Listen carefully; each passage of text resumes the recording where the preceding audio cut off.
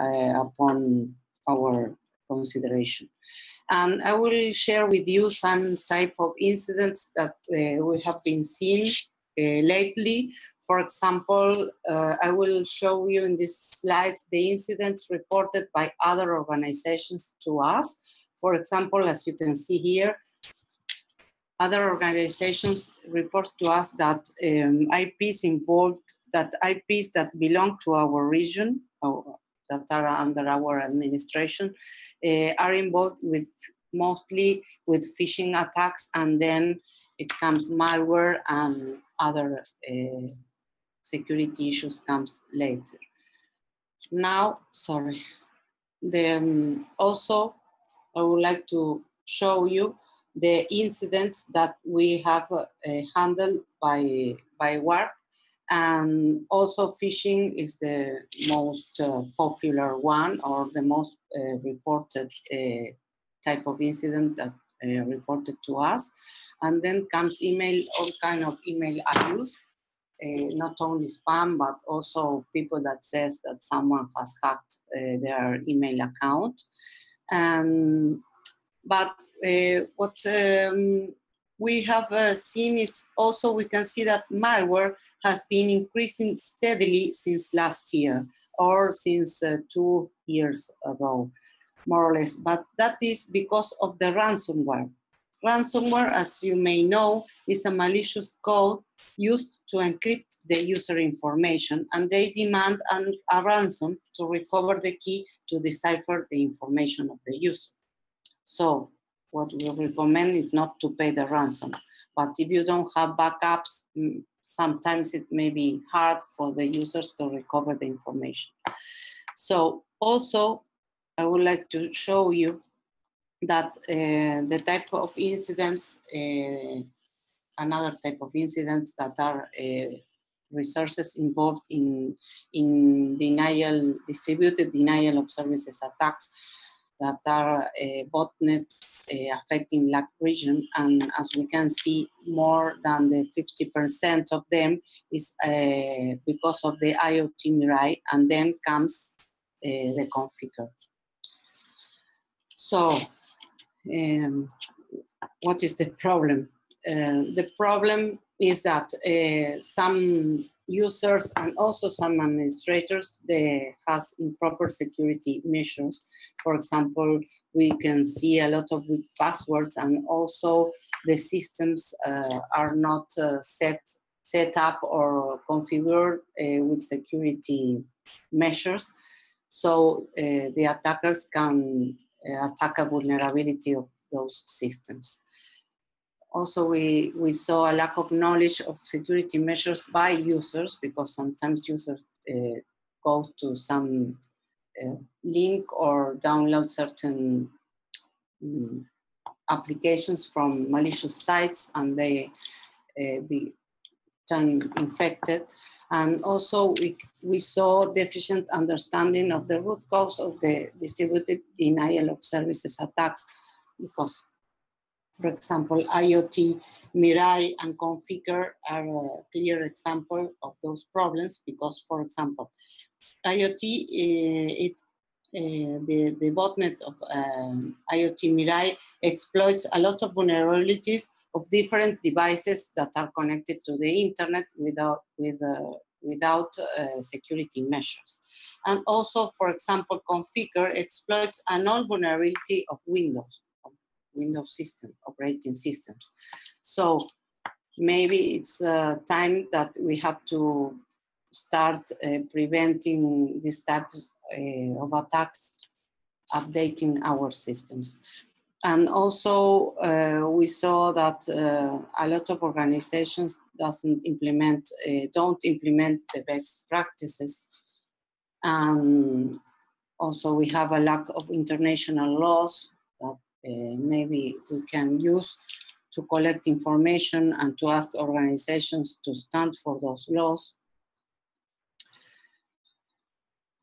And what we consider is that regional cooperation is very important. And why? Because when we are responding to security incidents, we know that the right contact is very important in order to stop the attack and also to help to recover from the breach as soon as possible.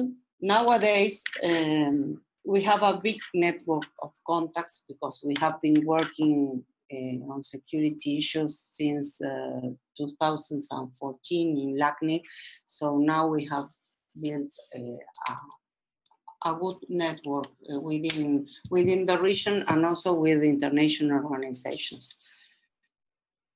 For example, we have MOUs with IPWG's anti-phishing working group, with the Stop Think Connect campaign, with the MOG, that is another organization, messaging, mobile, and malware anti-abuse working group. Also, we work very close with FIRST, with the CSIRT that belongs to the FIRST community in Cameroon.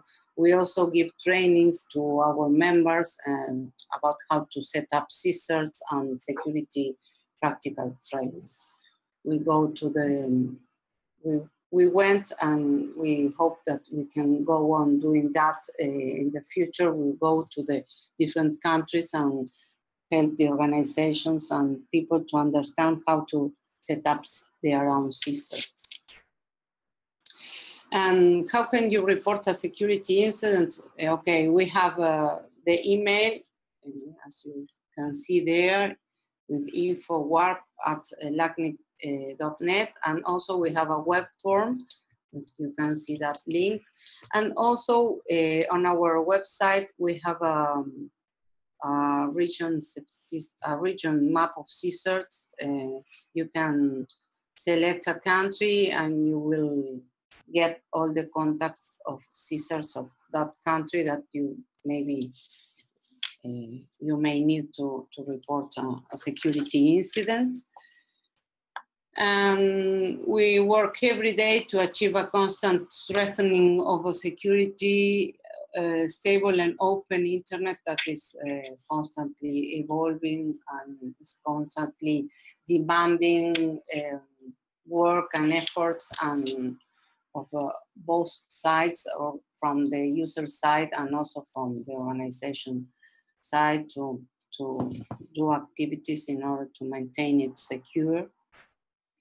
And as a summary, I would like to tell you that internet security is everyone's responsibility and it has no boundaries. And I would like you to tell you that some recommendations in order to keep you safe when you are connected to the internet. For example, the passwords, don't use weak passwords. Select passwords that are not easy to guess. For example, you may choose a sentence that or a song, and instead of typing all the words, you can type the first letter of the words of one sentence of that song. Please don't share personal information with nobody. No organization will ask you to by email your username and your password. That it's impossible. Because that is very critical information and it is a personal information. Take care when you surf on the internet. When you want to go to a site, try to type the name of the site and don't go to the sites that the browser shows you at first glance, because sometimes the attackers use change one letter in all the domain and you won't be able to say how to say to differentiate from the original site to the fake site, and maintain your systems up to date, and also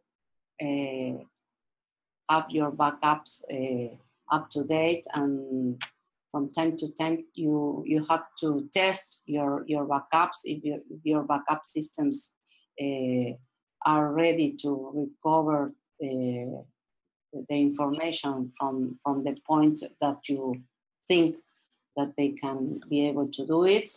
And also, if you feel that you are facing a security incident, you can report it to us, or just go to the website and you will see where to report the incidents, the security incidents. So that's my presentation. I'm going to initiate my video now, because maybe you want to. Hello?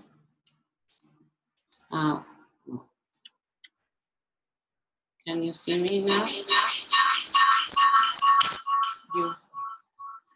Your microphone, you have to turn off your microphone. Can you?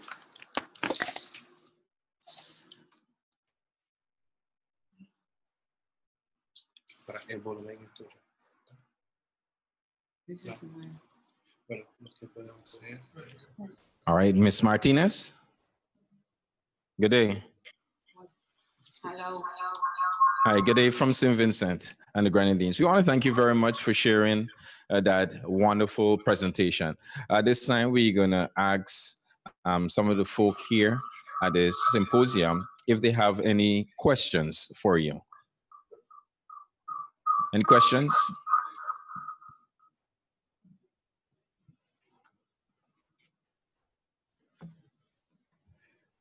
I just want to remind us that this session provides an overview of the most common cyber security attacks being observed in Latin America and how the organization that Ms. Martinez works for, how they work to try to defend against them.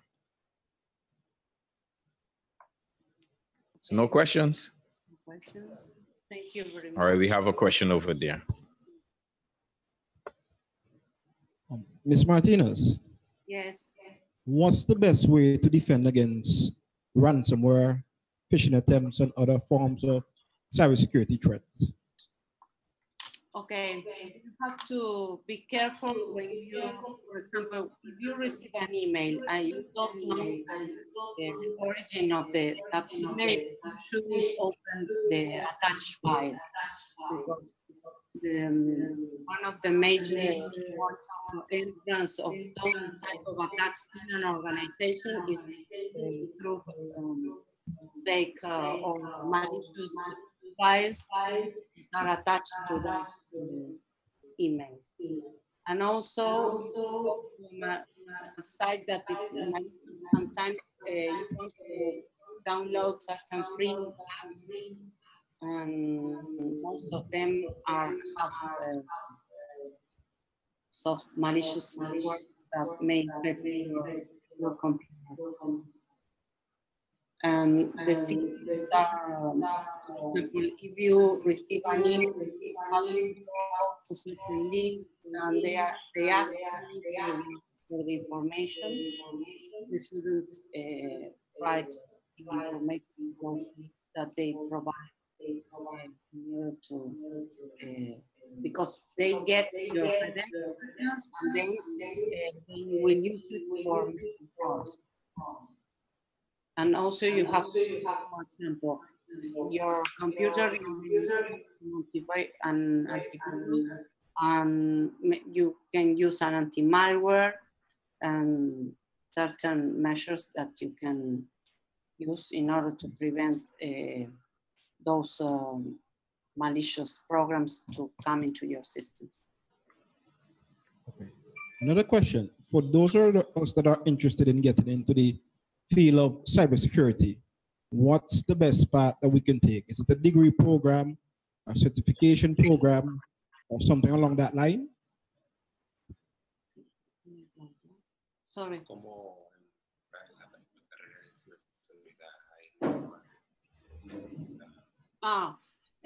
Sorry.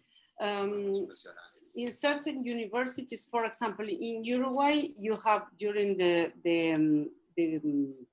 degree, the engineering degree, the computer engineering degree, you have certain topics that you can study, for example, security as a topic itself.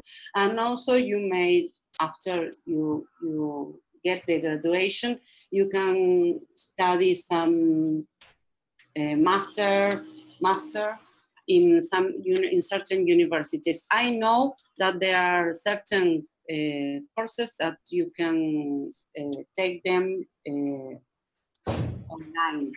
Maybe that is a better way to improve your knowledge of security also. And what about the certification that are offered by Isaac and Cisco? Are there good certifications to have if you're going into the field of cybersecurity? Those certifications are useful also, but the best way of learning about security is reading and be part of some blogs, of security blogs, and also to try to start working on it in a lab, or start trying by yourself certain things in ¿cómo se dice? Ambientes seguros, ambientes? Safe environments. Sorry. Don't worry about that. I have my translator here. In a safe environment that may help you to understand how security issues evolved during. Can you speak up a bit? We're not hearing you here in St. Vincent. Can you listen to me? Can you listen to me? Yes. Yeah, we're hearing you now. Another question? Any other questions, everyone? Oh, we have one in the corner here. And just a little spin off while we get a mic over on the other side. Remember, we were really and truly looking at the fact that one of the most problematic issues or elements of cybersecurity is the fact that these things are just changing so quickly. So by the time you get certification in one particular area, you need to always be constantly upgrading yourselves. Yes, my dear. I'm Harriet Kane, and Harriet Kane. Got you now. Okay. I'm Harriet Kane. Well, I'm here on the two capacity, the chapter, Internet Society chapter, local, and Government of St. Vincent Information Technology. Is there any regional policy or standards? From the presentation, you said that one of the things a lot basic standards are not implemented in businesses. And is there a guideline, like a basic guideline that business can refer to implement in their business well, actually it's an information management system that they can do a routine and check if they can do a risk assessment in their business to see what are the risks, and then they can try to have preventative measures for it. So is there a guideline, if I were a business, maybe small, medium sized, large, that I can refer to check that these things are done in my business?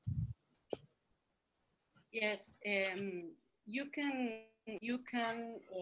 have a lot of approaches to work with information security and with security issues. You can start just with a risk planning and management, and take a look in the norm of the 27,000 norm that are information security. That is the information security norm. And that will give you a good approach to what the gap between what the norm says and what and where you actually are within your organizations according to security risks. ISO. And the ISO, the norm, the 27,000 ISO about security. And also you should start within an organization, you can start working in implementing or in setting up a computer emergency response team within the organization in order to respond to security incidents reports, and that have to follow certain basic steps to create those teams. They are aware of how to handle this. Ms. Martinez, is it possible to speak a little into the microphone? We're not hearing too clearly now. Now, can you hear me now? Oh, yes, much clearer. Okay, I will try with the earphones, okay? Because maybe it's better if you want to.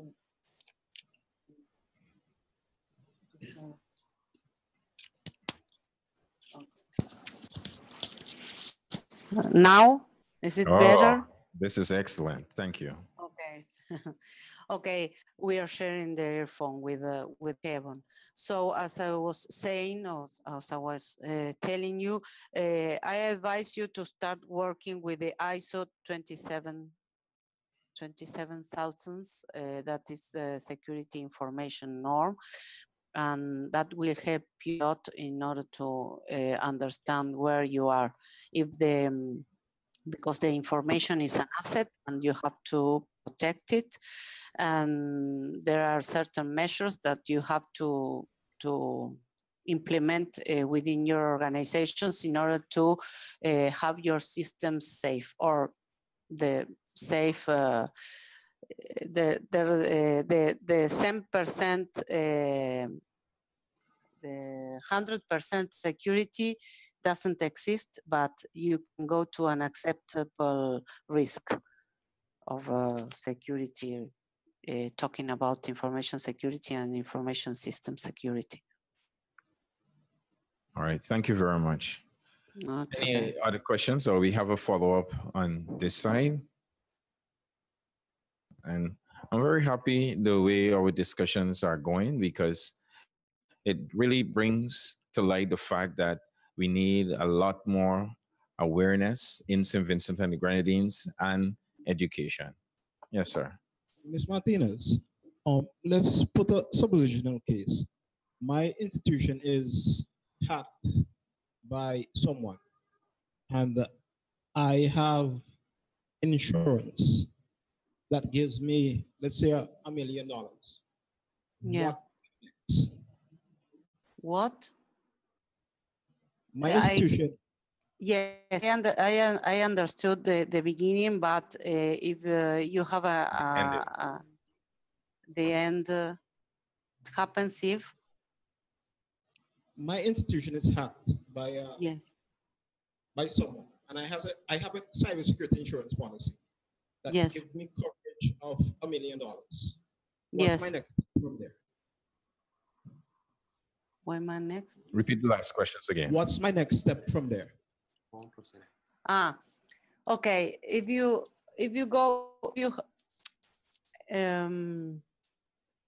it's an hypothetical situation, because you have to you will have you can rent an insurance for certain things, for example, a data center or something else. But in that case, you have to report to the CERT, to the CERT of your country. And what is very important is to preserve the evidence of the attack, because the insurance company will want to know the evidence that you have been hacked, and that you are not being pretending that you have been hacked. So maybe it is depending also on the security that you report, because if it is a fraud, maybe the bank will be there and will help you. And also you can go to the Interpol and to set the report, the security report. But what the most important thing is to preserve the evidence in case you need to go with the evidence to the judge or to go to the law. Okay, thank you, Ms. Martinez. Have a good evidence, they will say, maybe they will say, no, I'm not sure if you were hacked or not. Yes, I was going to shed a little light in that in St. Vincent and the Grenadines, we actually do not have an established CERT. And for those of you who don't know, it's the Cybersecurity Incident Response Team. All right, that is something we're going to be having a presentation on that by Mr. Stephen Lee, hopefully before this afternoon is ended. And perhaps that might shed a little light into how we can report and deal with such matters. You can report also, sorry that I am interrupting you, but no, you can go ahead. To WARP, as I showed in the slide, you can go to, I will share with you again the presentation, and I will show you where to report you can go to our website or to our email, and you can report the security incident or event, or the security event, if you think that you are facing a security attack, and you can get in contact with us and we will help you with handling that incident, because we have a lot of contacts within the region and also with all the international organizations, and we have a great network of contacts, and it's easier for us to contact someone that will help you than doing by yourself. Okay. All right. Yes, so thank you very much, Ms. Graciela Martinez, the WARP coordinator of the Latin America and Internet Registry. Let's put our hands together. Thank you. Thank you very much. And hope to see you soon. Okay. Bye. So thank you very much. All right, bye. Ciao. Ciao.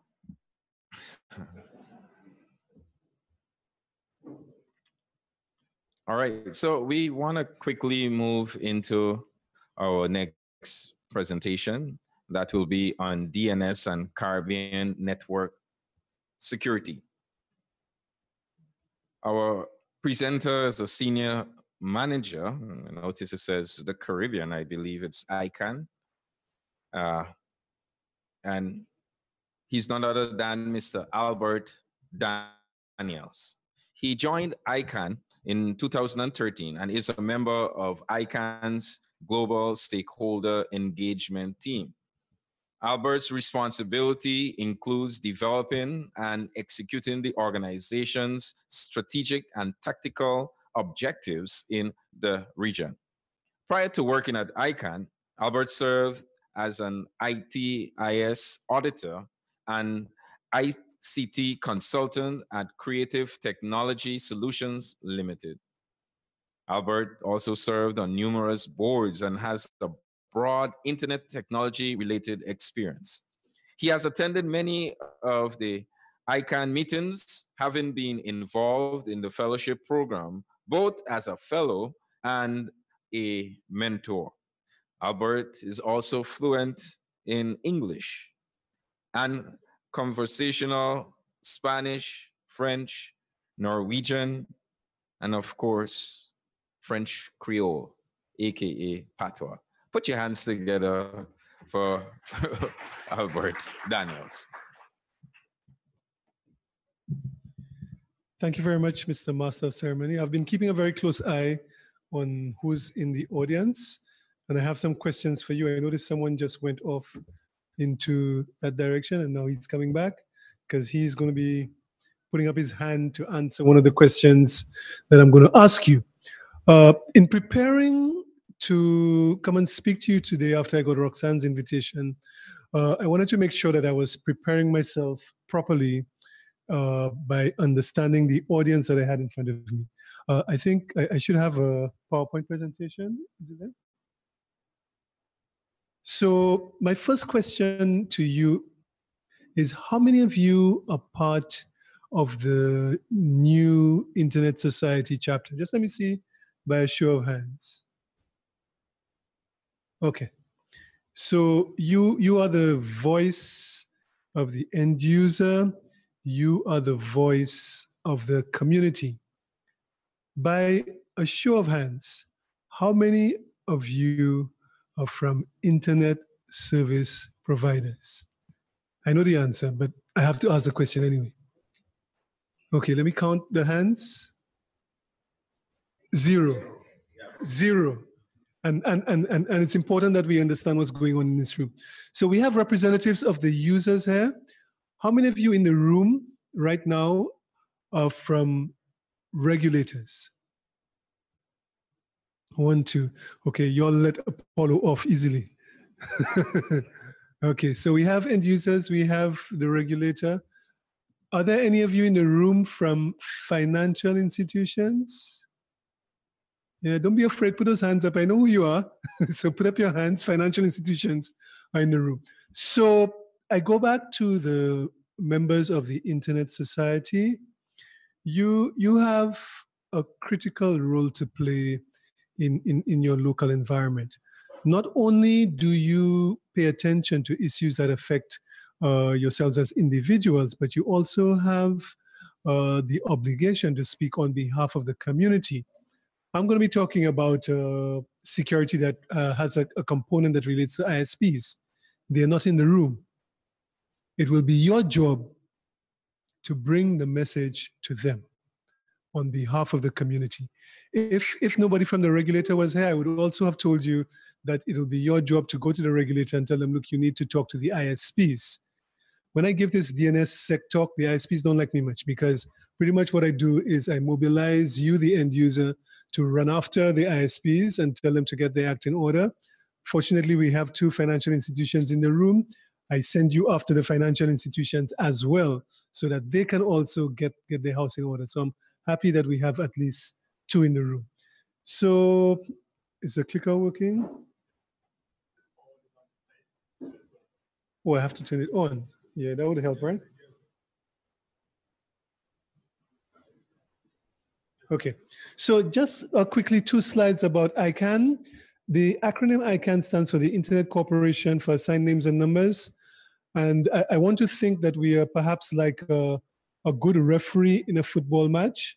If you're watching a football match, either live or on television, and the referee is doing his job very well, you hardly even realize that there's someone actually monitoring and making sure that everything goes well, that everybody's following the rules. If the referee is doing a bad job, if he's not calling the offsides, if he's letting fouls go by, then everybody realizes there's a referee there because he's doing a bad job. So ICANN is sort of in the background, along with some of our other partners, making sure that the internet essentially works for all of us. Without ICANN coordinating the unique identifier system that the internet needs to work, there would be no internet. So you would wake up in the morning, and when you reach for that phone to check your WhatsApp messages, there'll be no WhatsApp. When you went to the office to check your email, there'll be no email. When you try to do your online banking, you wouldn't be able to do anything on the internet. So ICANN, along with other organizations in the internet ecosystem, work together to ensure a secure and stable environment. But we focus on certain specific things: names and numbers. The domain name system, the DNS, allows us as human beings to type in a name, which gets converted into a unique identifier, an IP address, which represents the computer that you are trying to connect to. So that's what we mean when we talk about the domain name system. And at the top of the domain name system, we have what are referred to as root servers. So if we wanted to go, let's say, let's use an easy one, Amazon.com, you would send that message to your ISP. Where can I find the Amazon.com server? And the ISP may go all the way to the top of the internet and say, where do I find Amazon.com? And then it'll find .com, it'll find Amazon.com, and eventually it'll find www. .amazon.com. Or if you're dealing with an email address, it's the same thing. All right, you first go in layers until you get to the destination that you want to get to. So ICANN coordinates the management of that at the top level. And we speak generally about domain names. There are two types. And technologies related to numbers, internet address numbers. What's the name? Graciela from LACNIC actually represents one of the two organizations that distributes those numbers to Caribbean entities. And of course, we have two types of domain names. We have those that end in what we call generic domain names, .com, .org, .hotel, .cars, .perfumes, and so on. And we have those that represent countries or territories, .vc, .bb, .tt, and so on. So at the top level, ICANN distributes all of the IP addresses to the entire globe. And we do so through 5 organizations which cover the regions. ARIN and LACNIC actually cover the Caribbean region. And of course, we've heard from Bevel, who's representing ARIN in the Caribbean. And we also heard from LACNIC a few minutes ago. So these organizations get the IP addresses, and they in turn pass IP addresses on to internet service providers.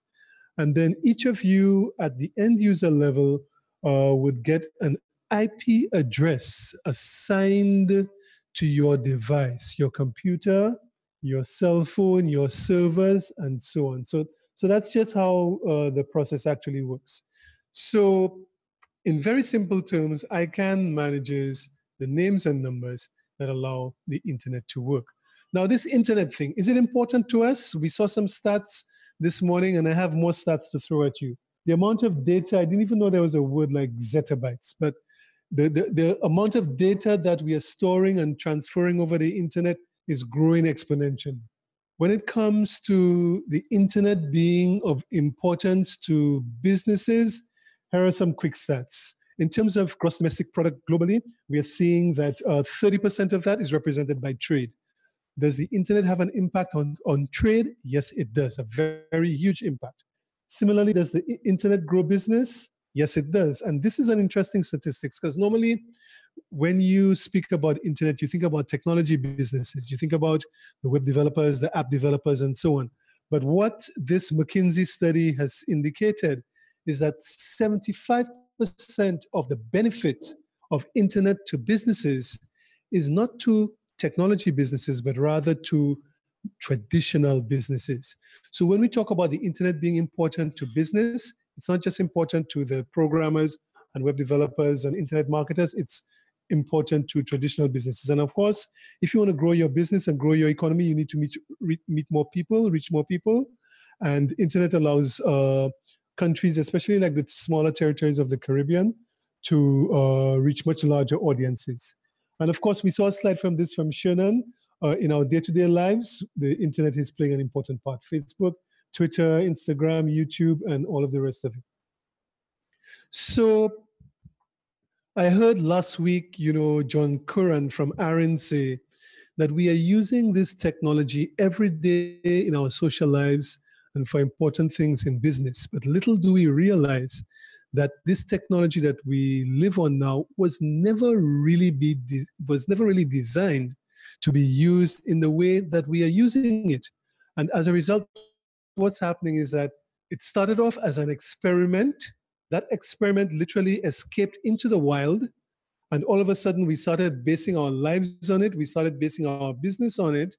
And now that it's so important to us, we now have to go after the fact and start designing systems to make sure it works for us. Security. When the internet was designed, it was never designed to protect your banking information and your passport data and your health information.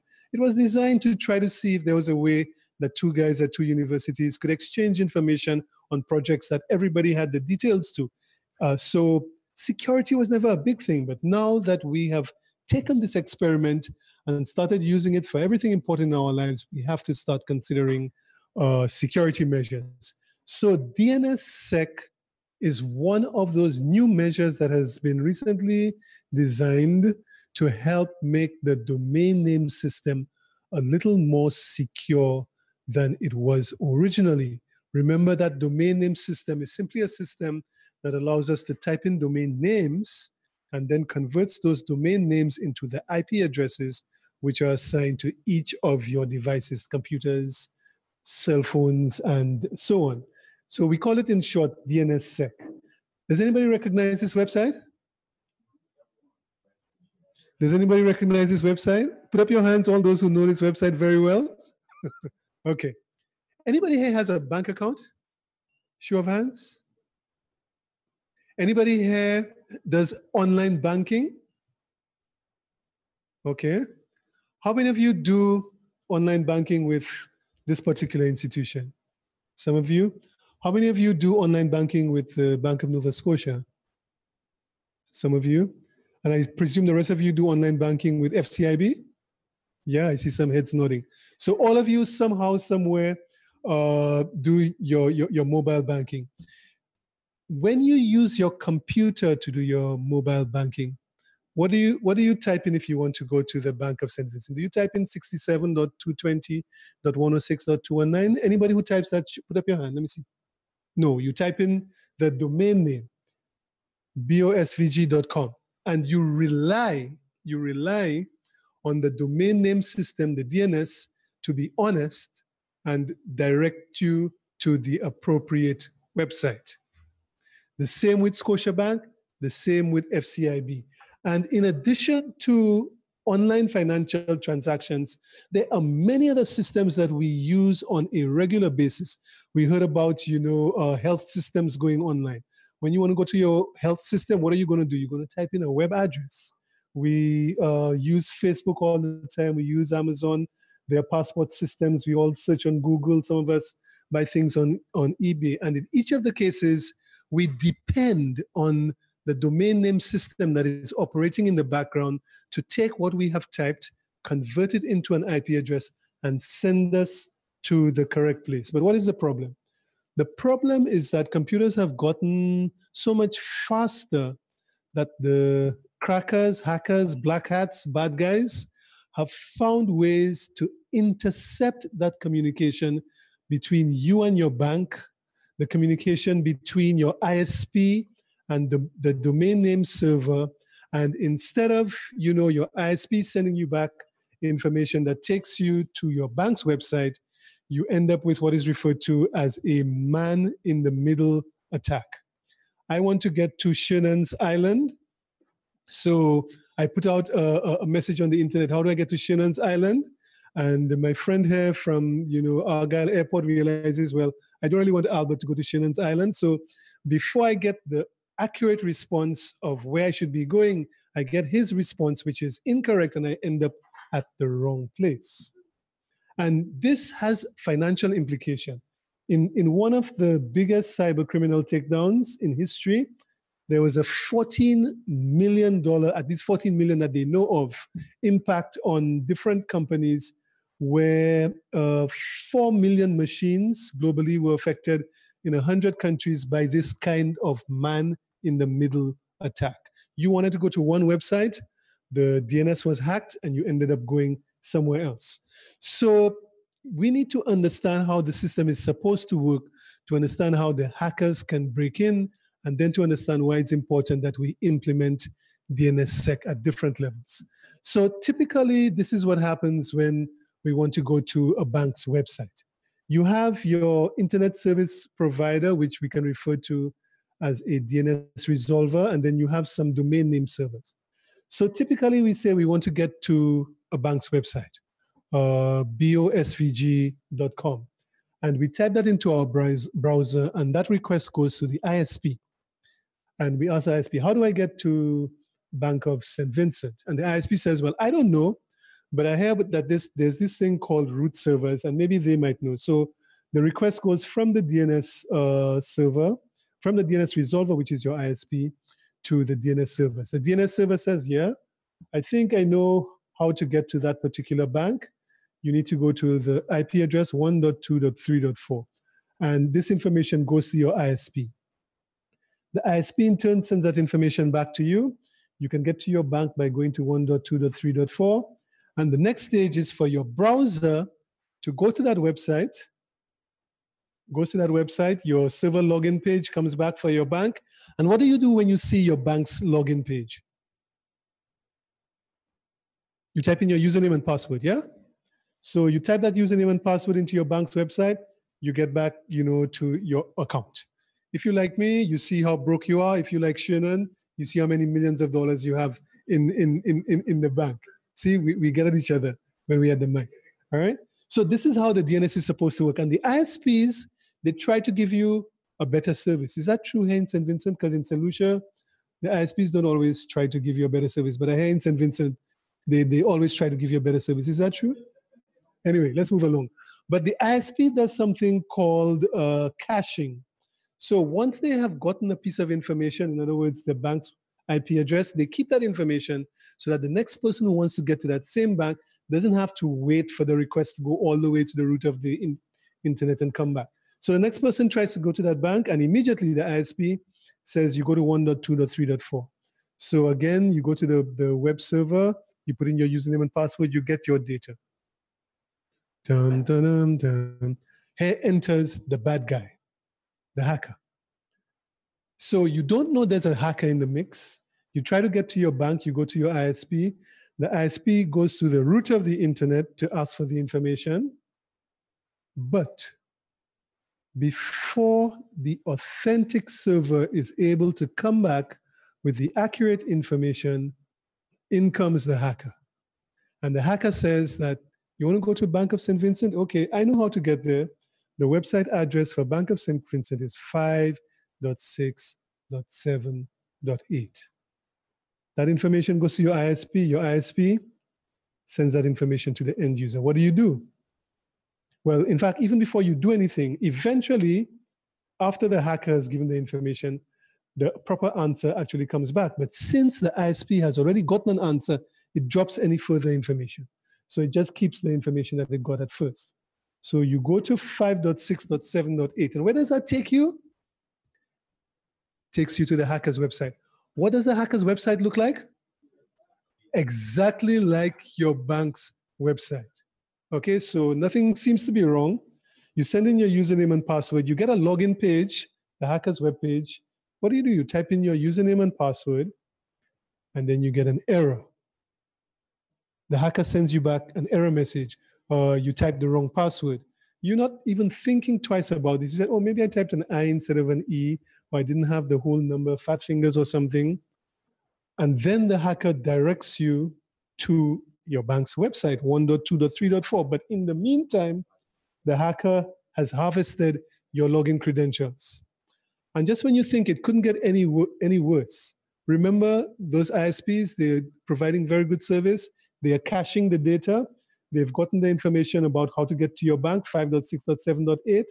So the next person who comes in, the next 100 people who come in, they, in error, hear from the ISP that to get to that bank, you go to 5.6.7.8. So not only has your personal data been harvested by the hacker, but all of the data for possibly hundreds of people will get harvested in the DNS system without DNSSEC. So the whole purpose of DNSSEC is to add a layer of authentication to the traditional DNS system, which just came as wide open with no checking. Okay, you got an IP address? Okay, go to that website. So if DNSSEC had been deployed by the person who did the bank's website, by the ISP, and so on, this is what would happen. The request would come in and go to the DNS server.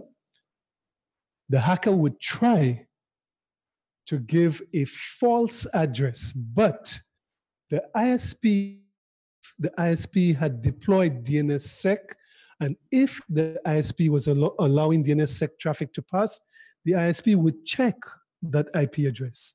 And when it checked it, it would realize it's not been certified, it's not been authenticated. When it checks the chain of trust all the way back, it would realize that it's not signed by ICANN at the top, it's not signed by the bank's DNS web service provider. So it would drop that packet. It would not accept it. And it would then give the authentic DNS server appropriate time to come in with the proper information, 1.2.3.4, and then the world would be at peace.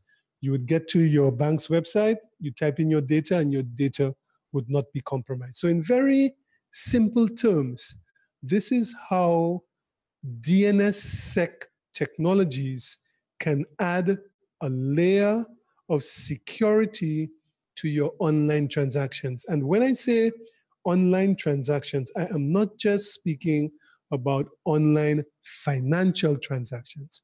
I'm speaking about any type of online transaction. It could be you trying to get into your tax, you trying to get into your national medical system, you trying to get into your benefit system, you name it. Any system where you're relying on the DNS to convert a domain name into an IP address.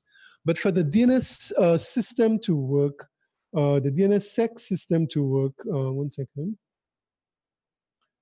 all of the players in the chain must do their part. ICANN, which is at the top, and you heard that Bevel is one of the key holders to the global DNSSEC system. He's one of many. So if you take him out, the system will still work. So Bevel, don't worry, they're not going to come after you. All right? But ICANN has to do its job at the top. The person who is hosting your organization's website needs to make sure that the domain name that they have given to you is properly signed. Your internet service providers who are not in the room right now need to deploy DNSSEC and allow DNSSEC traffic to pass through their servers. And they also, as we saw, need to be running DNSSEC validation. Every time they get one of these IP addresses, they need to check. Is it signed by ICANN? Is it signed by the bank's web service provider?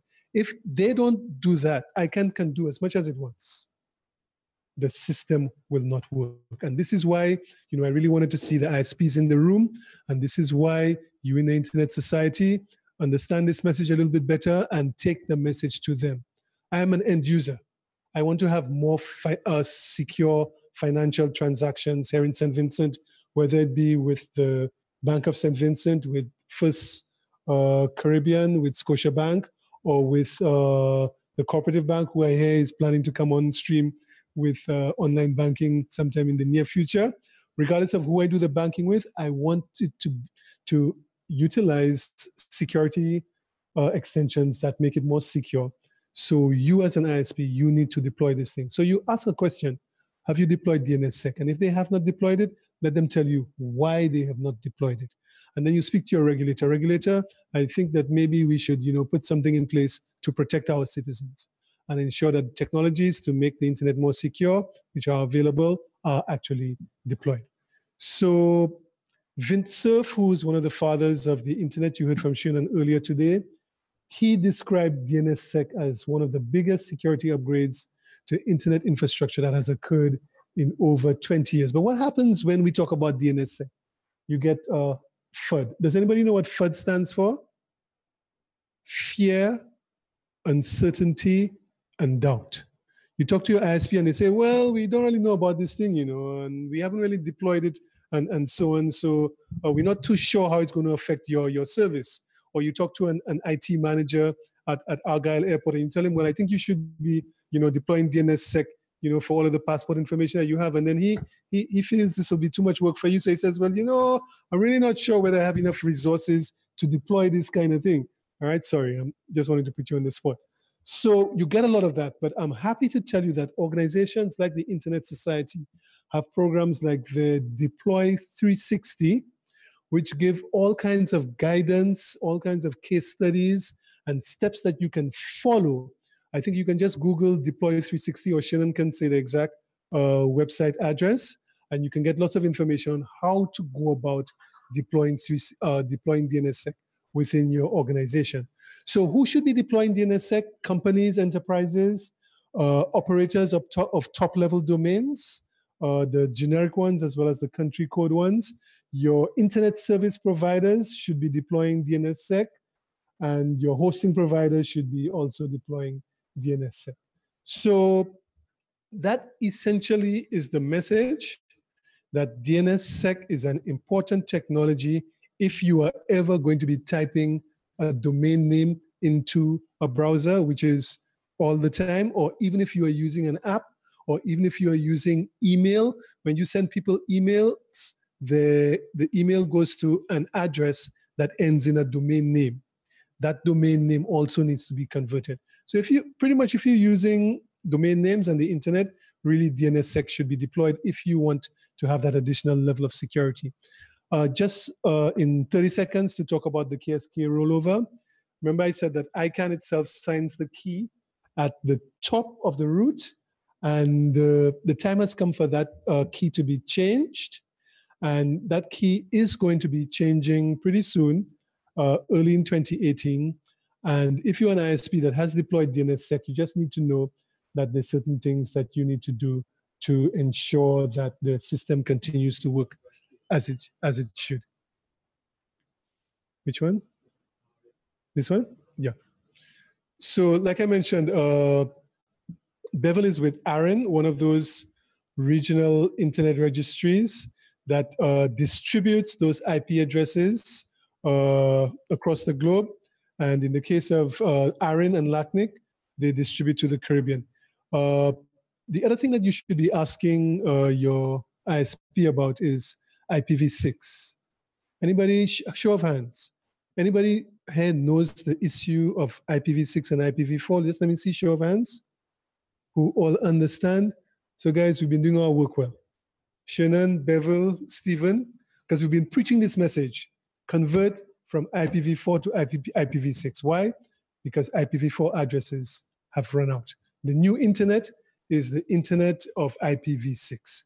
If you're not on board with IPv6, you're going to get left behind. Your business is going to get left behind. We've been going into the details often enough. I'm not going into the details again. Get with the program, deploy DNSSEC, and deploy IPv6. So I know we're very tight on time, so I will leave it there. I don't know, it's up to the moderator if he allows you to send me some questions, but I'm happy to maybe answer one or two questions if you have it. Thank you very much. Come on, put your hands together for Mr. Daniels. I myself, I have questions that I can't wait to get answered, but we have the mic on the floor and we're gonna take questions from the floor for Mr. Daniels and the DNS and the Caribbean network security. Who will be first to ask the question? Oh no, well, since I'm on the spot, let me ask mine. Now, you were speaking about the internet service providers, and I know we had a brief discussion earlier about the fact that they're not present. I'm not sure if I should ask you or NTRC whether or not that they prescribe to the deployment of DNSSEC here in St. Vincent and the Grenadines. So this is where I get deported from the country, right? My job here was to convince you that DNSSEC is important to you. If you feel that it's important enough that the ISP should be paying attention, well, I would humbly suggest that perhaps you have a conversation with your ISPs. And if you can't get to have that conversation, I would also suggest that you have that similar conversation with the regulator. That was diplomatic enough? Yeah. Sure. Just a quick follow-up, right? And that spoke specifically to the ISPs, right? But what about, because we use for our example here, the banks. What about the banks? What do the banks have to do? Yeah. Or just leave that solely on the ISP? No, you're an end user. You have your account. I asked you and you put your hands up. You have your accounts at the banks, your money. You want your money to be safe. You don't want that you try to go to your bank's website today and you have, like Shannon, thousands of dollars, and then you go tomorrow and you didn't spend any, and then all of a sudden you have $0 or you're in the red. You don't want that. So it's up to you to say to the bank, I've heard that there's this DNSSEC thing. Please assure me that the domain name that you are using and your hosting provider has deployed DNSSEC. And then they will then need to go and check with their provider to see if they are using a top-level domain that is secured. I can tell you that .vc was one of the first CCTLDs to have DNSSEC deployed in the Caribbean. For .coms, the situation is not necessarily the same, because what you can say is that once you have something below .vc, then okay, DNSSEC is deployed at least at that level. But many, many different companies worldwide actually host .com. So you then have to go to your particular provider and see whether they have deployed DNSSEC within their institution. So that is what the bank will need to do to make sure that at their point in the chain of trust, that DNSSEC is actually deployed. Mm-hmm.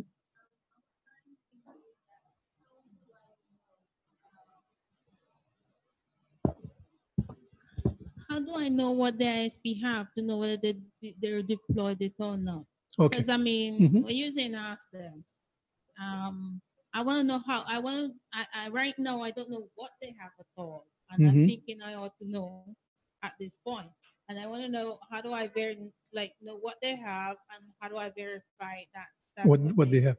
That's an excellent question. You're basically asking me, how do you know if the ISP is telling the truth? Where are the regulators? Are they there? Okay, anyway, but it reminds me though of something else that came up this morning: SSL and HTTPS. I think that yellow padlock that sometimes you see in the bottom right-hand corner of the screen if you go to somebody's website. Now, a gentleman stood up this morning and he said, yes, my site is secure because I've deployed SSL, Secure Sockets Layer, and I'm using HTTPS.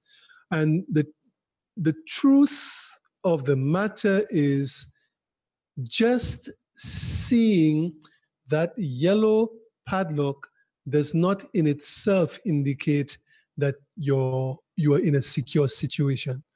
All that yellow padlock indicates to you is that connection to a website, whether it is your bank's website that you have a secure connection to, or whether it is the hacker's website that you have a secure connection to, all that padlock is telling you is that you have a secure connection. So there are about 1,500 certificate providers globally, companies that you can go to get a little piece of code that allows you to show that padlock. Out of that 1,500, I guarantee you, there are some bad guys. So as a bad guy, I almost say as a bad guy myself, but as a bad guy, you can go to a bad guy security provider, buy one of those certificates so that when you put up your website, your fake website, Shannon will see a little yellow padlock there saying that he has a secure connection. Of course, he has a very secure connection. The problem is he has a very secure connection to the hacker's website because DNSSEC was not deployed. So in direct answer to your question, how do you know? You have an internet society, and I suggest that you make an official request. This is the deportation time. Through your regulator for the information. And I think there is a far less likelihood that your ISP will give inaccurate information if the regulator asks the question. And we're not telling them to do anything, we're just asking questions. You know, is it deployed? Is it not deployed? And there are also some tools, and some of them would be available from ISOC's Deploy 360 website, where you can go yourself, you know, as an IT professional and see what's going on. Okay?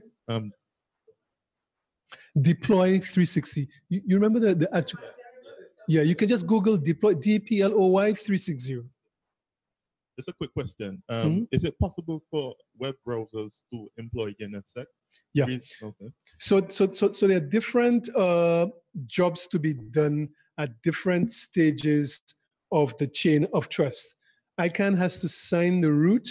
The web provider has to make sure that the domain name is signed. The ISP has to pass the traffic and do the validation.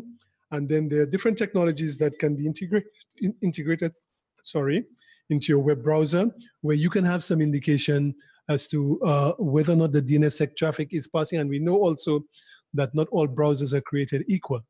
Okay, you have Safari, you have Chrome, you have Explorer, you have Firefox, and maybe a few others. All right, so the nice thing about it is that DNSSEC can work very well with SSL, with secure sockets. So when you put the two things together, making sure that you've gotten to the right website and making sure that you have a secure connection, little yellow padlock to the right website, then there's a whole new realm of secure kinds of transactions that you can do for health, for email, and for websites, and so on. So I think that was a sort of roundabout answer to that question, but there are technologies related to DNSSEC that are browser specific. Did you want to say something? Or?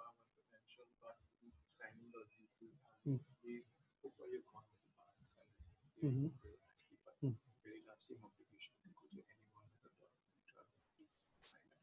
Yeah, yeah, it is. I said so. It said so. Yeah. Yeah. Okay. Yeah. Sure. Yeah. What Bethel was just reminding me to be a little bit more forceful about is the end users, also have, the obligation. You also have the obligation to ensure that whoever your website is from, whether it's .vc, whether it's from anywhere else, that you're using a website that is on a domain name that is signed using DNSSEC. Yeah, I suspect that wasn't the complete question that you were asking. Mm-hmm.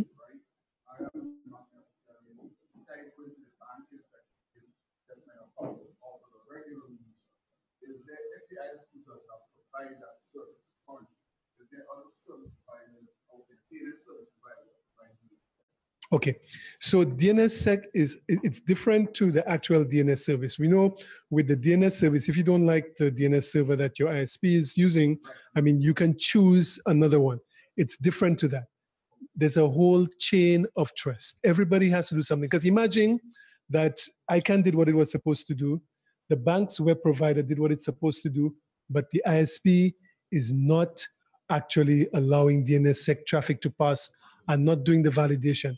So you're answering your own question. So what you could do is use a different ISP. Right. So the concept is that if I subscribe to a company provide DNS service, I change the DNS primary address in the modem, ADSL modem, it doesn't go to cable wires, or it goes directly. That's only if you change your ISP. Because remember in the diagram what I had, this the first resolver, you are using your computer, and when you type your domain name the first time, it actually goes to the resolver, which is your ISP. So the only way to take the ISP out of the picture is to change ISPs. But as you quite rightly said, we're operating in a sort of restricted situation here. So even if we change ISPs, we're still dealing with one of the few ISPs that we have in the country, or we're changing from landline ADSL to maybe mobile. All right, so I think the more appropriate thing to do, since we want to scale and grow, is to encourage your ISPs to deploy DNSSEC. And it's a question that many people have been asking in terms of how do end users stay secure when ISPs are lagging and when there is not sufficient regulatory oversight and so on. And actually earlier last month or later last month, that's November, 4 organizations got together and launched a service for end users. And that service is Quad 9. It's a collaboration between Packet Clearinghouse, who I still represent, IBM, and the Global Cyber Alliance. And what it does, essentially similar to what you were describing for DNS, is if you go into your laptop, your phone, or your desktop machine and use the DNS 9.9.9, Quad 9, it will do those checks for you and protect you against some of the phishing attacks that Albert described earlier. And these are seen as stopgap measures before we get to the stage of global deployment of signed DNS records. So what any end user can do at the present time is to replace whatever is the ISP given DNS with the Quad 9 service. It is free. It requires no installation of anything, but it will protect against, in the background, protect against phishing and any kind of man-in-the-middle type attacks for ordinary end users. Very simple to use and something that we encourage. I put it on my devices as well as a safeguard against any kind of unforeseen attack. Quad9.net. Yeah, one more question. All right. We're going to take the final question. I know my brother like to break it up into parts. One question. One 3-part question. I'll only give one question this time around. Would you advocate for the use of two-factor authentication on? You said two-factor? Yeah. Would I advocate for the use of two-factor authentication? Or multiple tier authentication on certain sites? Okay, so for the first time, I'm actually going to refer to my introduction. In my introduction, you heard that I did IT audit, and this is one of the things that I looked for. And I was surprised to discover, because you have your indigenous banks, and all the indigenous banks essentially use similar software, all right, for doing their banking. I'm from St. Lucia. One of the banks that I use over there uses Jack Henry. I was auditing another Caribbean country where they also use Jack Henry. In St. Lucia, when I want to do my online banking, all I type in is a username and password. In this other country that I went to, they require tri-factor authentication, a username and password, and they give you a little device which has a number on it, which keeps changing. I think I had a picture of one of them on here. I'll just show it to you quickly. This here, these two, a token, and the number changes. So in addition to a username and password, for you to break into my account, you also need to type in the correct number at the right time. And I could not get a straight answer for why two banks in the Caribbean that were using the same system were in a situation where one was using dual factor authentication, just username and password, and the other using the same system was using tri-factor authentication. I still haven't gotten the answer to that. So in answer to your question, as many factors of authentication that are practical for you, I would recommend using the more if they are available. So rather than just using a username and password, if you can practically and easily also add to that a token, I would advocate to that. When I use my laptop, wherever I go all over the world, I have a token that I put in, which connects me to my VPN regardless of where I am in the world. I don't do anything on my computer unless I've connected to my VPN. And to get into my VPN, you would need to have a username or password and the correct number at the correct time from the token. Yeah, very good idea. Let's put our hands together, ladies and gentlemen. I think this has been a presentation that came home. And, you know, I would have said it earlier, and I was just reminded by Mr. Wooden that this is why ISOC exists. This is why we exist, to ensure that these issues are brought to the forefront.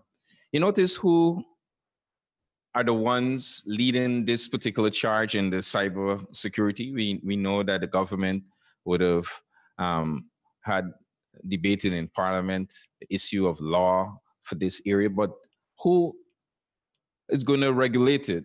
Who is really going to see that the end user gets exactly what is required for them? And all I can say is that we need to come together and remember, just 42 of us so far, as many of you that can either invite a friend or two or someone else to join ISOC, we want to welcome you to join us. So again, we want to thank Albert Daniels for that wonderful presentation. Now, while Ms. Martinez was doing her presentation, we came across the acronym CERTS. And we were informed also that in St. Vincent and the Grenadines, unfortunately, we don't have any particular team like that. Our next presentation deals with computer security incident response teams, how they work, and why they matter.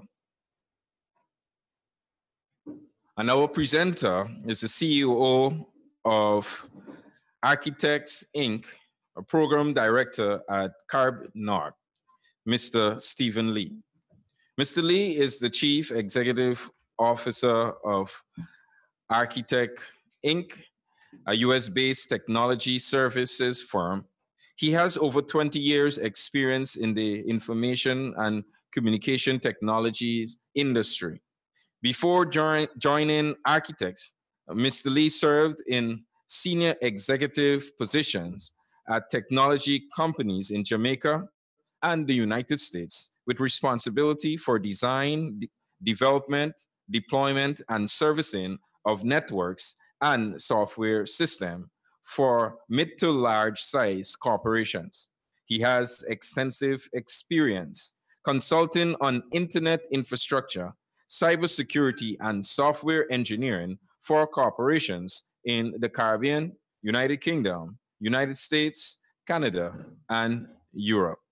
Mr. Lee is a consulting advisor to the Caribbean Telecommunications Union and a founding member of the Caribbean Network Operation Group, that is CARBNOG, a volunteer-based forum for network administrators.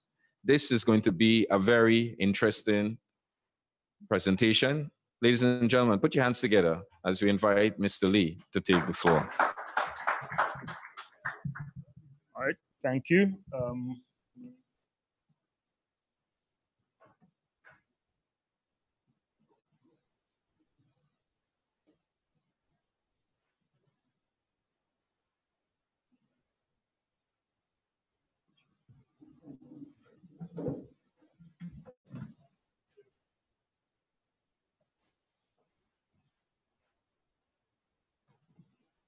Just get get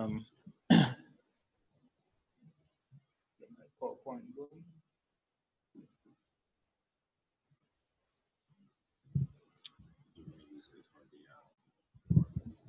I'll use this. Thanks.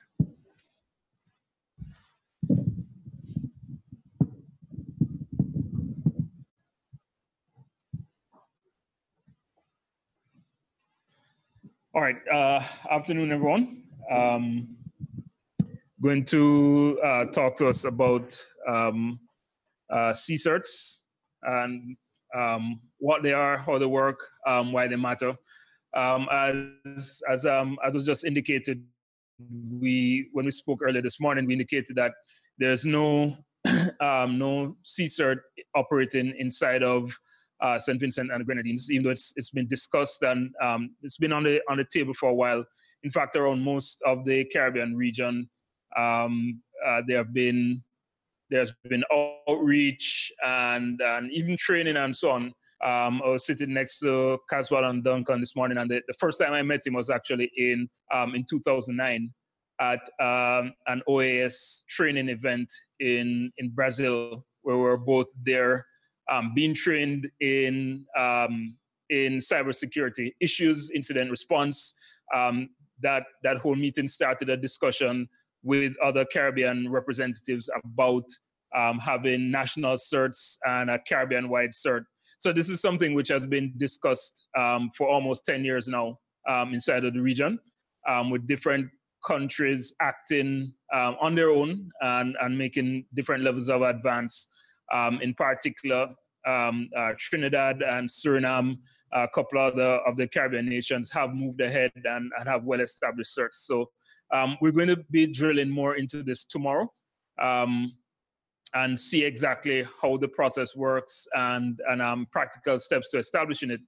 For today, though, I just want to bring us into the world of incident response, and hopefully we can apply it to what we've been hearing since this morning about securing ourselves. And this being a key part of the overall framework of protecting our national and regional infrastructure, right? So just to give a definition.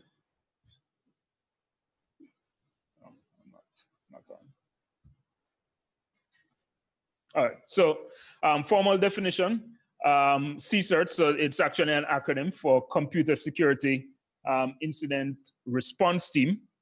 It's a service organization responsible for receiving, reviewing, responding to computer security incidents, right? You can think about it a little bit like a fire department. In terms of something happens and there's this body of people whose job it is to respond to it and deal with it, and it can operate at multiple levels.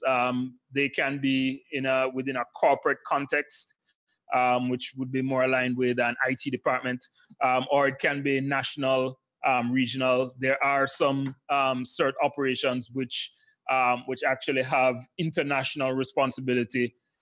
Especially from an advisory standpoint. Something goes off like huge hacking incidents out of Russia or China, and there are people around the world who actually job it is to see that and respond to it. So it operates on multiple different levels.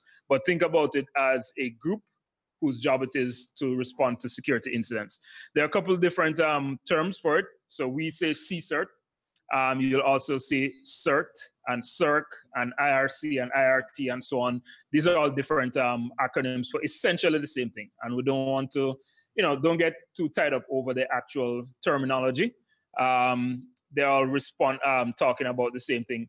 The one that you wouldn't see on this list and won't make a lot of lists is CERT, which was actually the name for the first group which acted like this, Computer Emergency Response Team, that was established in the US. I think it was Carnegie Mellon University had one, and they established the practices around it and went ahead and trademarked it. So nobody can use the term CERT for their incident response because it's a trademark term. So we have our choice of 7, 8, 9 different 10 other terms for it, but we all understand it's the same thing.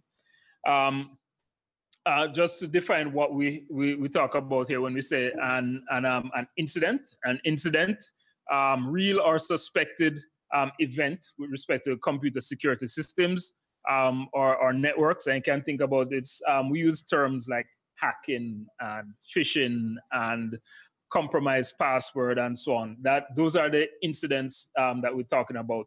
Not talking about I forgot my password. Not talking about the printer can't print. These are all issues related to the disruption of the normal operation of a computer network, or violating some security policy. For example, somebody getting access to files or data on a network that they're not supposed to, or stealing data off a network that they're not supposed to. Those are the incidents that we are concerned with. And we discussed a few of them today. We heard example after example. So these, I have 3 more here, which would fall within the general umbrella of what CERT or CSIRT would concern itself with. These are real world examples operating within, which have happened inside the region. Hacking into Caribbean airline systems, using IP address spoofing and sending out emails under the banner of that organization, getting access to administrative information on a school network and being able to access and change grades. We have done this before, and getting in through web servers and systems in which there's a known vulnerability. And getting into financial data and so on. And these aren't, it's a little bit technical in terms of the kind of attacks. In this one, we talk about using Linux-based tools and pivot attack. All of that is saying that the stuff that we use on our computers is software. It's written by human beings, and there are vulnerabilities. And in many cases, these vulnerabilities get discovered and they become known. And the lists of the vulnerabilities are published. Microsoft has its vulnerabilities published as they're discovered. Apple does the same thing. Many software do that. It's usually, though, once a vulnerability is discovered and published, it's usually on the responsibility of the computer to upgrade and update and patch the system and so on. And this is where it starts to hit home, because depending on the organization, depending on how networks are run, sometimes these things don't get patched, right? Sometimes there's some web server or a web browser or an operating system, and a patch is released, and 3 months will pass and 6 months pass, and the network administrator doesn't actually apply the patch. In those cases, there are hackers, there are persons who are prowling and trying to access networks, which, if a vulnerability is discovered, they will use it to get access to the network. And this is the thing that happens every single day. And a lot of times in which, when we're talking about the incidents that we spoke about this morning, that's how they arise. They don't arise necessarily because of altogether just bad engineering. That's the case sometimes. They don't arise through terribly sophisticated methods, though that's the case sometimes. A lot of the times they arise because there's a problem which doesn't get addressed in a timely fashion. And then really important things get left. Let me see the hands of those of you who have a lot of passwords that you have to remember. All right, so most of us. And do we all keep them in our head? I mean, I think, no, right. Oh, you do. All right, well, kudos to you. I used to try until it got to too many, right? So a lot of people resort to things like writing them down on text files, which we keep on our computer, or Word documents, or Excel spreadsheets, or the sticky note behind the computer, and so on. People do that. I have passwords in text files and so on. But you start to realize that one small compromise in that, and a lot of data is exposed. So now we start to move over to things like password vaults and password keepers, and we have mobile apps like OnePass and Dashlane and so on. And those are the things that if you're a wise and aware, especially a network administrator, can protect a whole organization of hundreds of people by taking the simple step of securing the passwords. But again, if we don't do that, then something like this example is very easy to execute, because known vulnerability, you hit a cache of passwords, you get some good information, and then you get access to really important data. And so we want to look at how do we start to deal with those things. What's the kind of response to deal with those things? Our vulnerable points, generally speaking, are things like control systems, and we're talking about your power company, your telecoms, and so on. They all have control systems to deal with distribution and what resources goes where. Traffic lights, those are control systems. Intelligence data, which governments might keep, or financial data, which banks will keep. So we would have heard of high-profile incidents recently with Bank of America and with Target and so on in the US, in which millions of customer records were stolen through hacks. That's an example of caches of financial data being taken because system vulnerabilities were there. Personal data, medical records and so on, or just the information on your laptop, which you leave open and walk away, and then somebody lifts the laptop and so on. That's personal data getting outside of your control. Corporate networks, this is your typical bank, school, insurance company, supermarket network, which gets attacked. And then one of the more recent points of vulnerability today is IoT devices. IoT being Internet of Things, and that's just this trend which will continue to go, which is connecting all our devices and wearables and things that don't have a user interface, but we use every day, like thermostats and sensors and nanny cams and security systems. All of those things are connected to the web so that they can be monitored.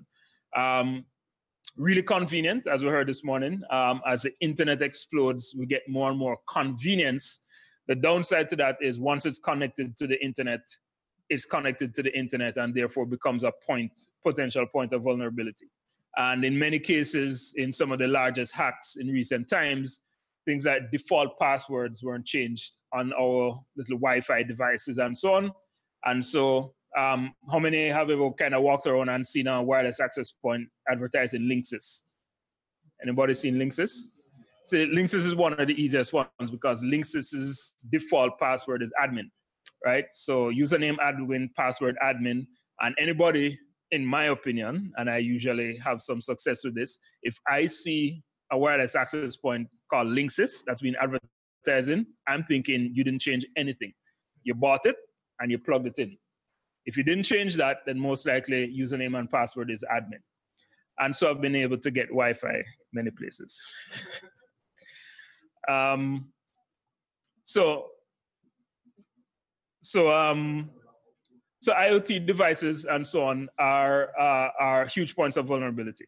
So let's talk a little bit more about the CSIRT. So CSIRTs fit inside wrongly.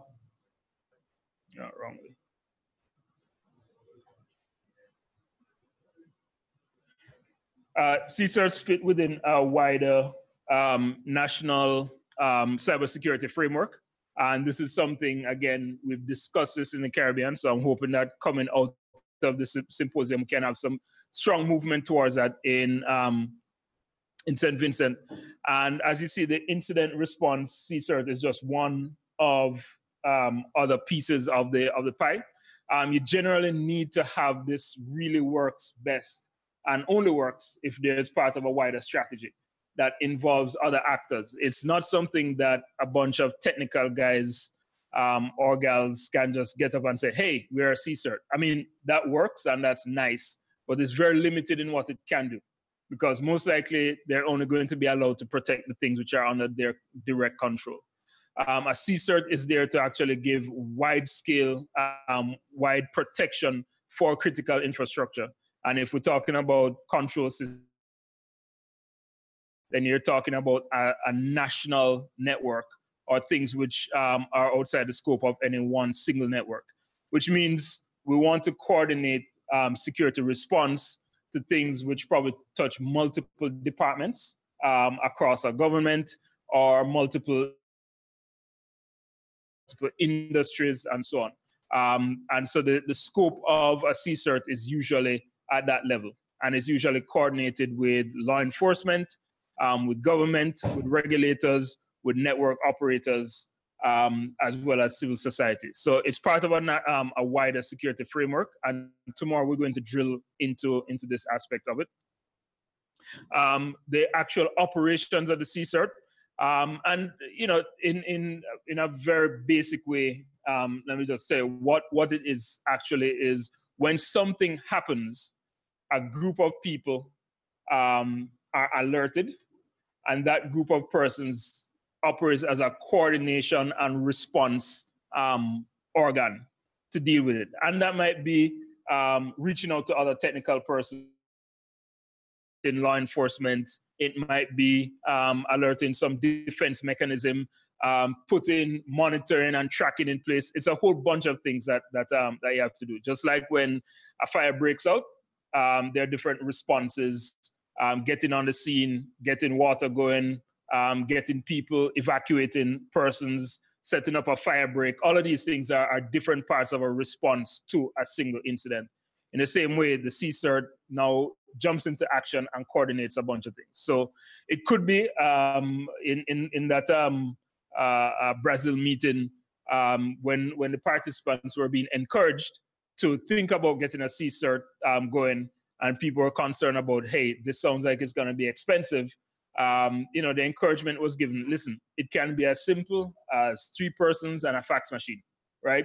You essentially, well, fax machine back then. Today it would be some mobile app or SMS or some form to have contact and then action.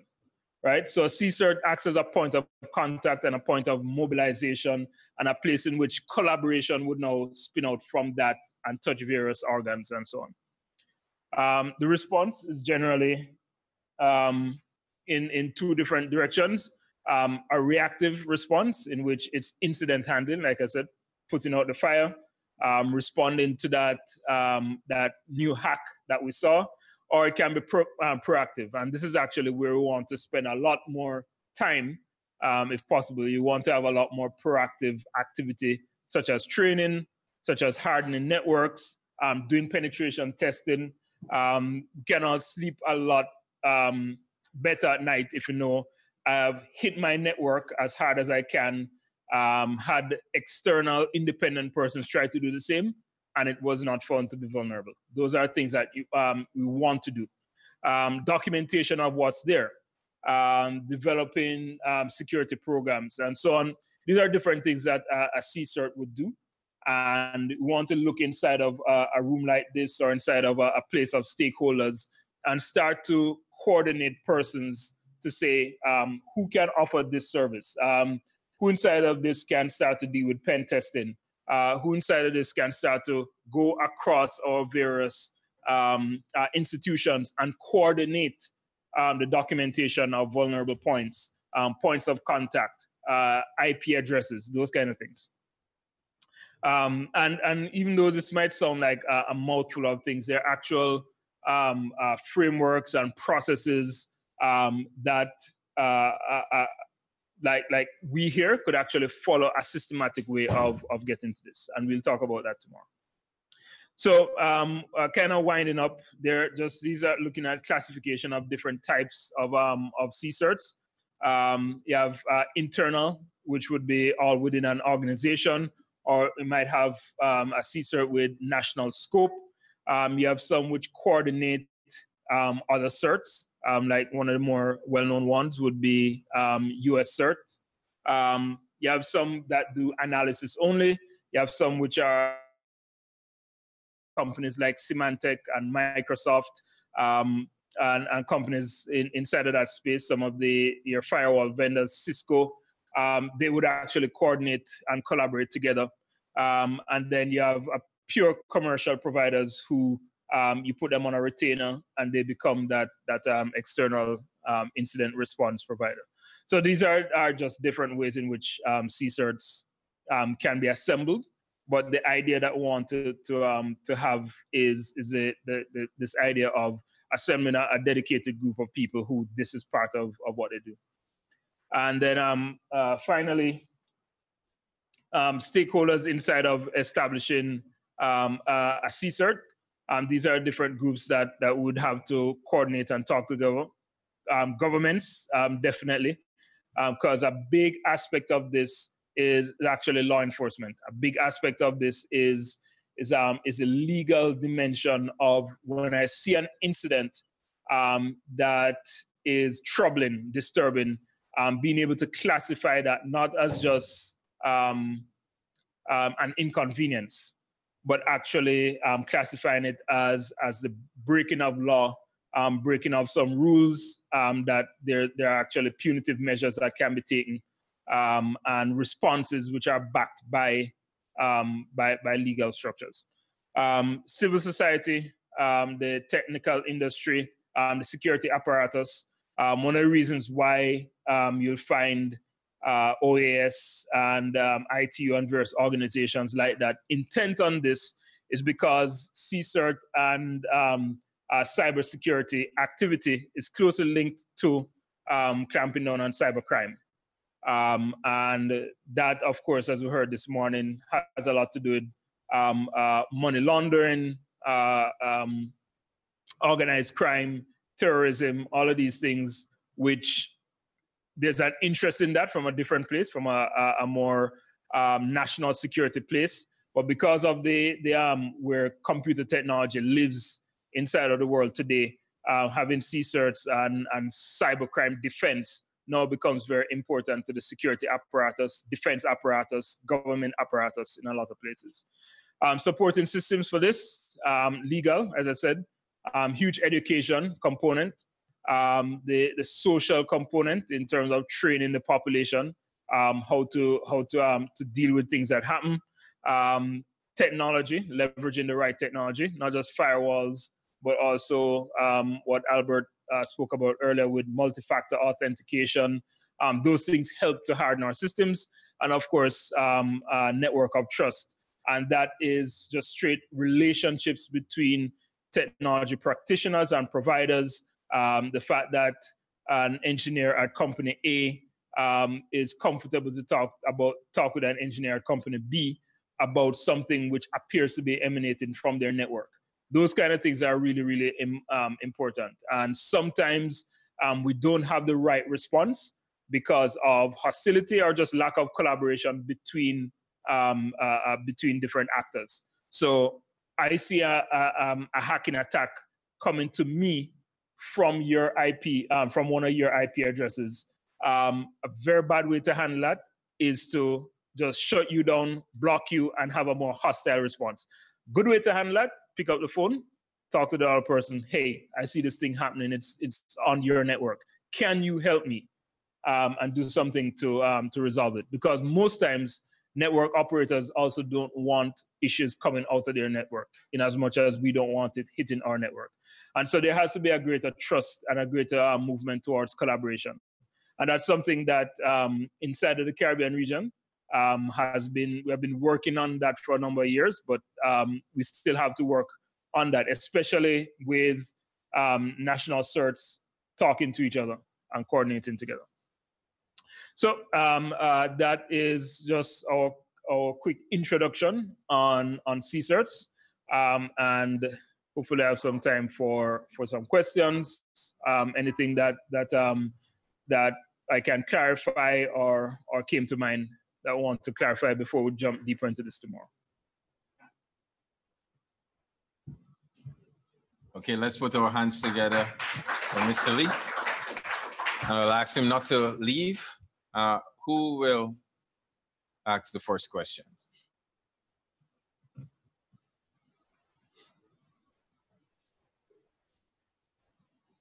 Nothing about the guidelines in formulating a CERT team, or as he would say, CSERT team, et cetera, et cetera, et cetera.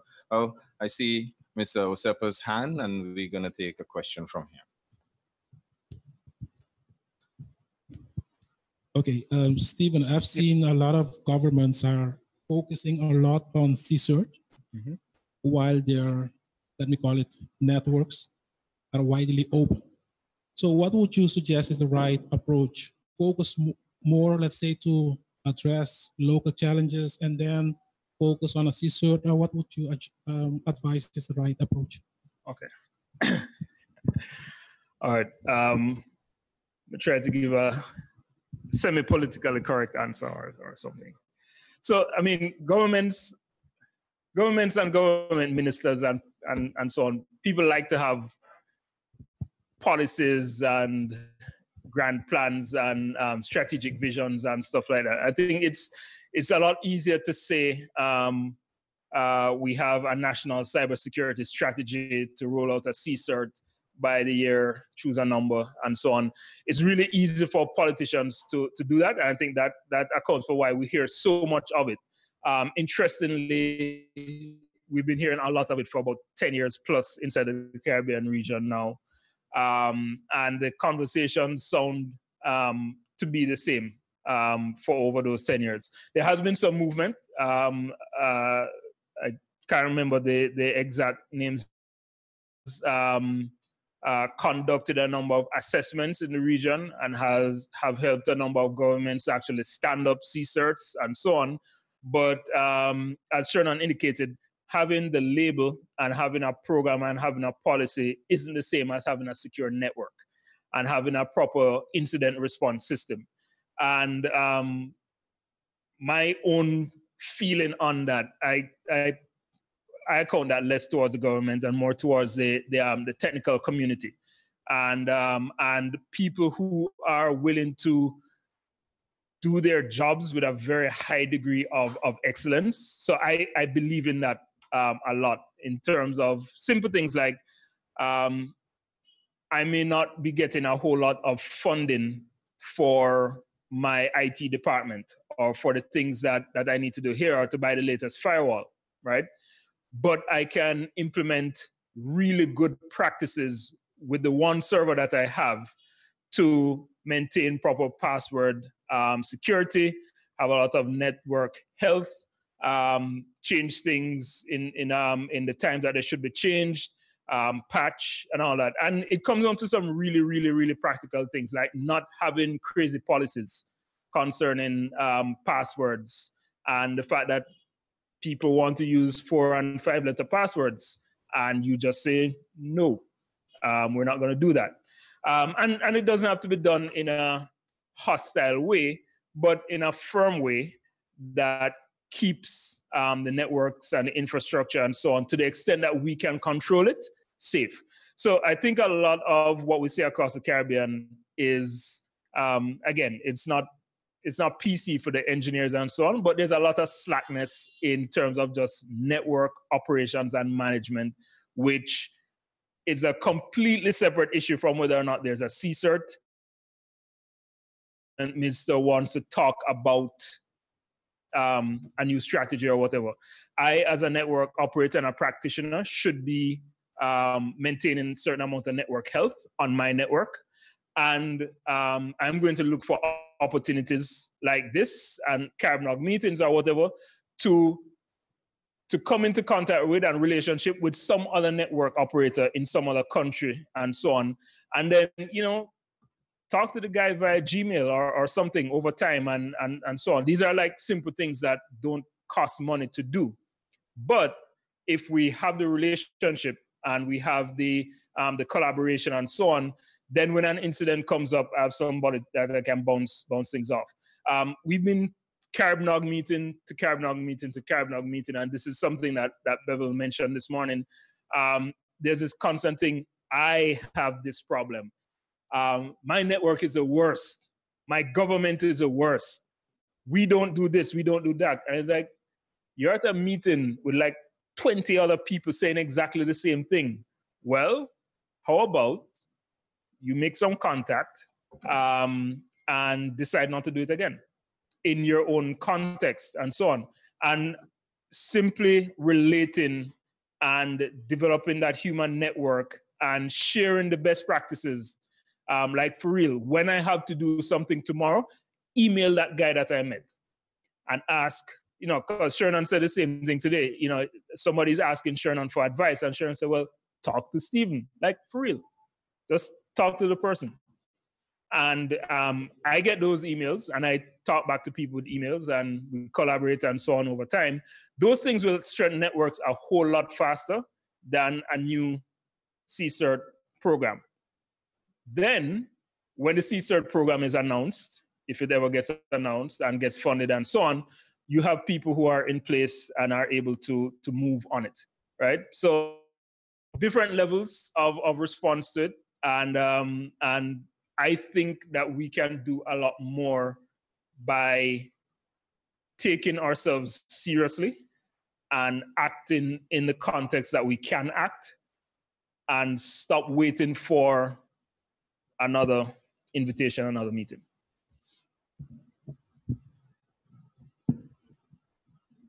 One more question over there.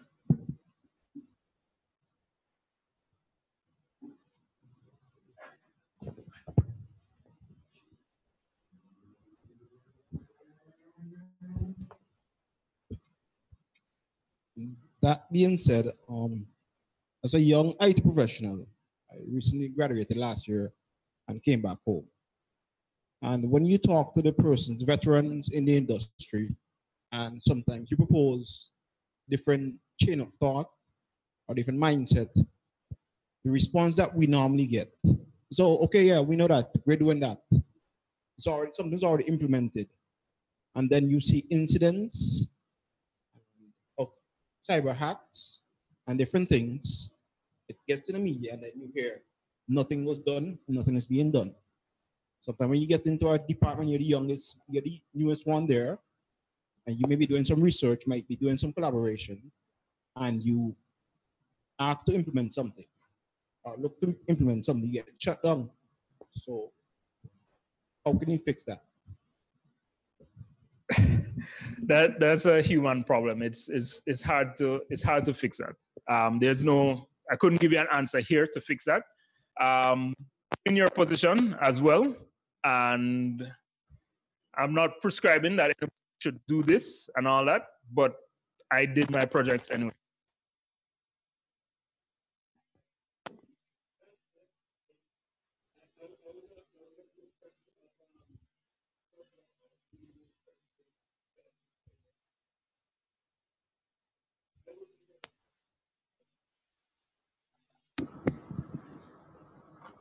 Nigel would leave his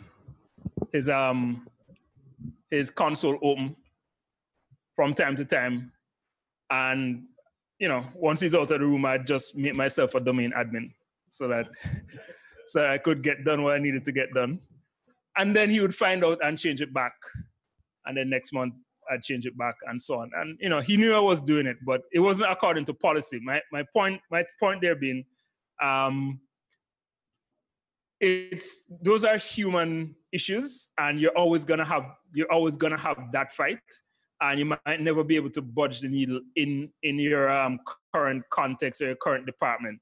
And I'd be very careful about doing anything which is against company policy. I could do that at the time because it was the wild west. Yeah. And that being said, it's not the current situation at my right job. Being clear to say that, just in case anybody from no, honestly, my supervisor allows me a lot of leeway, and he listens to me, and he values my opinion, especially in the topic of cybersecurity, because I'm currently starting a master's in the program. So he listened to me on that, and in terms of development, he tends to listen to my outlook and views on those issues. But I'm talking about on a whole in the country, because I've spoken to the head of ITSD and other persons in the tech field here in St. Vincent. That's the kind of feel and response you get. And I appreciate that. And sometimes there's not a whole lot that can be done, but I would still encourage the IT practitioners to keep sharp and be on top of stuff. So as much as we can read. As much as we can pick up information on YouTube. I was at a CaribNog meeting the other day, and I asked, how many people here are using the free tier on Amazon Web Services to run your own server in the cloud just to play around with stuff? Nobody. Like, okay, so Amazon when you create an Amazon account, for 1 year, they will give you a free virtual machine in the cloud for free for a year. After that, the charge.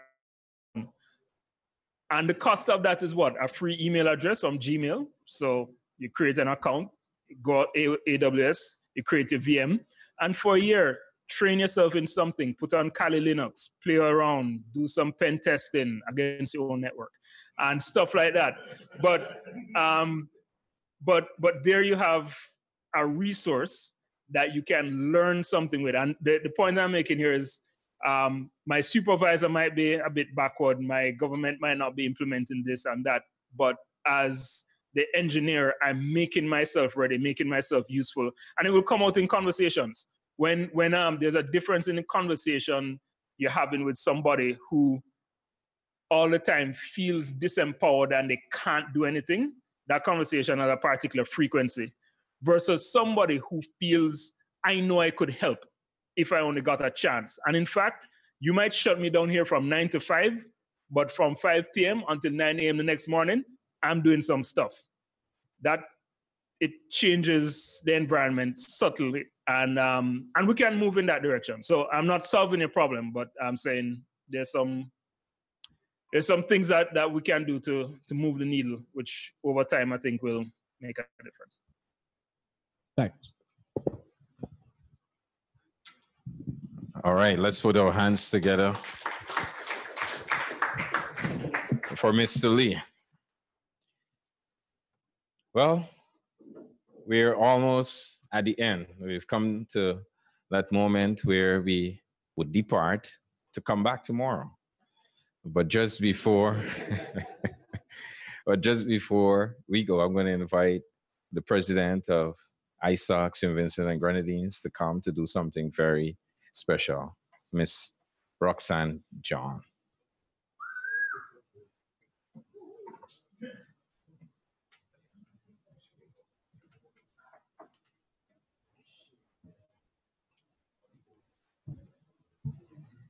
Invite Kale to come a little closer too. Don't you think the moderator deserves a gift today? May I call him to receive his gift? Nah, he is so fortunate. This thing is volunteerism. Volunteer, no gift for volunteers. But we want to give a token of appreciation, family chapter, for one of the stalwarts in the internet society. When it's a society, this time is not ISOC, but in terms of the internet development within the Caribbean and the region. And this person was very instrumental in helping me to be here, to get a part in the internet society, to understand what is happening in the global world, and to help me also to reach Abu Dhabi this year at ICANN 60 and other future meetings. And I'm using that opportunity to motivate others to get on board. Don't think you can't get in. Don't think it's there for special people. No, it's for anybody who have an interest. And I will say all users, which includes all of us. So I want to call at this time, Mr. Albert Daniels. Because tomorrow, he will be leaving. I push him off. If you listen to him, he will tell you, I have pushed him off of his busy schedule just to come here. And I really appreciate that, you know. Once I send, not even an email, a text message, I say, Albert, we're having something here. I want you to be here. He said, Roxanne, what time? Oh, this is a short notice, but I'm coming. So I'm so happy that he can able to shift and come to St. Vincent and Grenadines. And we really, really want to leave a touch of what we can offer here in St. Vincent. But if you could permit me to show them what's inside. Okay, thank you. Well, let me give you first. Oops.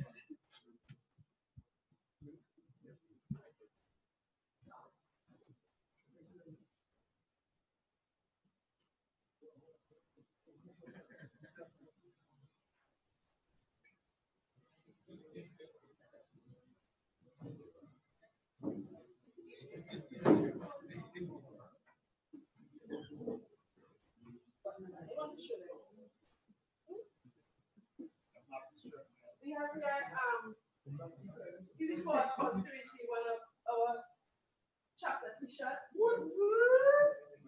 in the society, St. Vincent and Grenadines, and behind of it, an open and trusted internet for everyone.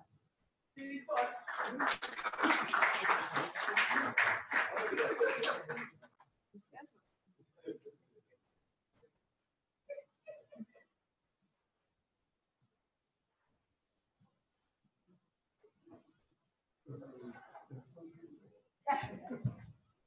and this nice from Internet Society presents Mr. Albert Daniel in appreciation for your invaluable contribution to the fourth Cybersecurity Symposium and chapter launch tonight. So we know where to be there.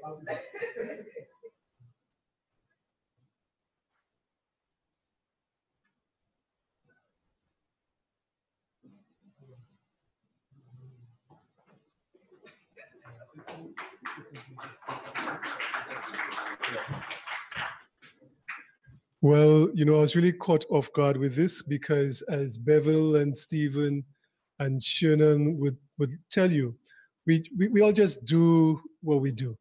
Because when we see events like this today and when we get a chance to beat up the ISPs and beat up the government and cause positive change in countries, we feel that, you know, the hours that we put into this, you know, are really worth it. And Roxanne is right. I mean, I arrived home from a 10-day trip, you know, just put down one suitcase and just pulled another one and flew over here. to be here because I felt this was important. I knew that my good friends Shannon and Stephen and Bevel were going to be here, and I feel a little bit bad that they didn't get a plaque too, right? But Bevel just got a big award at Washington, and Shannon gets awarded, and Stephen gets awarded. So I'm happy that you appreciate the work that we are doing. But I leave you with the message that you have an important role to play. We are just here to spark your thinking, give you some guidance, and hopefully you will stand up and start walking forward to make things better for your country. Thank you very much, Roxanne and Internet Society. Thanks.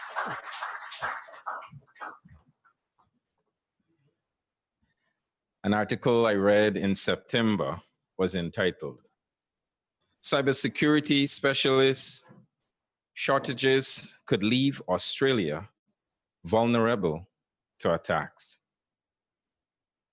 What does this statement say to us here in SVG? I hope that after today and tomorrow, that we are not just sitting feebly as participants, but are now empowered to let our voices be heard. Voices for change, voices perhaps, unlike what I read in the newspaper, for net neutrality, voices to ensure that the end users are not disenfranchised. Tomorrow, as I said, we continue at 9 a.m. This evening, everyone who would have registered, you're going to get an email of a survey. I'm going to encourage you to ensure that you complete that survey because this will help us as we go towards finalizing a certificate that we would like to give everyone at our closing exercises tomorrow afternoon. Secondly, please don't forget the ISOC grand launch this evening. That's upstairs, subway across from Digicel. Starts 7:30 p.m. sharp. And remember, it's a nice cocktail event. Thirdly, I believe we are now officially dismissed. Thank you very much for your time and see you tomorrow morning. Okay, so all members of the chapter, the president is asking that you just stay back for a few moments.